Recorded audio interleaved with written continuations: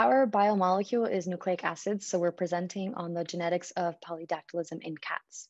So polydactylism is the presence of more than the usual number of digits normally seen in a certain species. So cats usually have 18 digits, 5 on each front paw and 4 on their hind paws. So polydactyl cats can have up to 9 digits on their front or hind paws.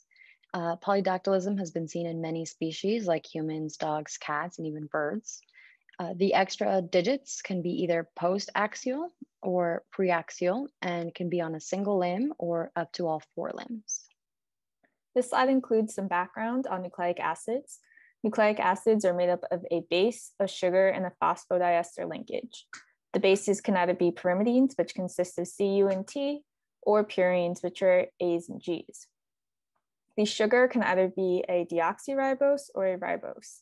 In this presentation, we are looking at alterations in DNA, and therefore we will be focusing on nucleic acids with the deoxyribose sugar.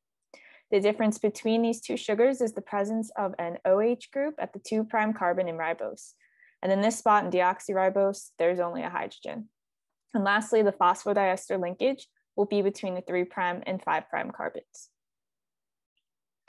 Nucleic acids play a very big role in polydactylism and actually are the overall cause of the disease. When an individual nucleotide changes in the regulating non-coding element is when you have polydactylism occur.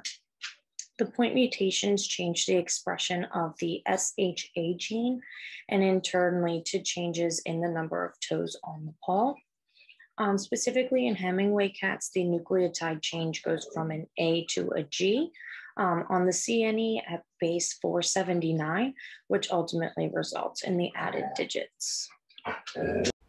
UK1, HW, and UK2 are all different mutant alleles that can be carried in the genomes of cats, and we're going to look at this later in a model. Polydactylism is a simple autosomal dominant trait, sometimes with variable gene penetration. It is associated with a mutation in the ZRS cis element of the PD gene with incomplete penetrance. The ZRS cis element is a regulatory non-coding region that targets the SHH gene. A cat only needs one copy of this gene from either parent to have the trait. SHH gene is normally expressed in the zone of polarizing activity, but in the mutant, there is an expression of this gene in a different organizer region on the posterior side of the limb. This expression causes cell divisions, which will lead to the formation of additional digits. If one parent has it, 40 to 50% of the kittens will have it too. Because many polydactyl cats carry the gene for normal toes, the trait is never fixed.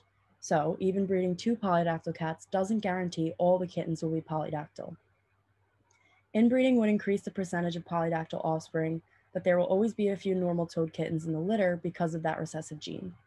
The extra digits vary in number and also in structure from being small pieces of soft tissue through to being complete functioning digits. The mutations for polydactyl cats occurs in the ZRS, which is a non-coding element that regulates the expression of the SHH or the Sonic the Hedgehog gene in the developing limb bud. And specifically, it's regulating the expression of the SHH gene and proteins in the zone of polarizing activity, ZPA, which is where SHH regulates digitotype and number. So in the image to the right, the purple is indicating zones of polarizing activity. And as you can see, the purple on the bottom is where it normally is located on the anterior side of the developing limb, or the posterior side, sorry.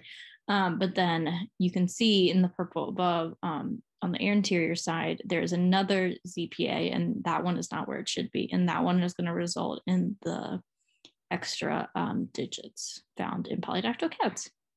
So the SHH gene provides instructions for making the Sonic Hedgehog protein, which functions as a chemical signal that is essential for embryonic development, specifically body patterning, which is just like mapping out where limbs and other bones and stuff are going to go.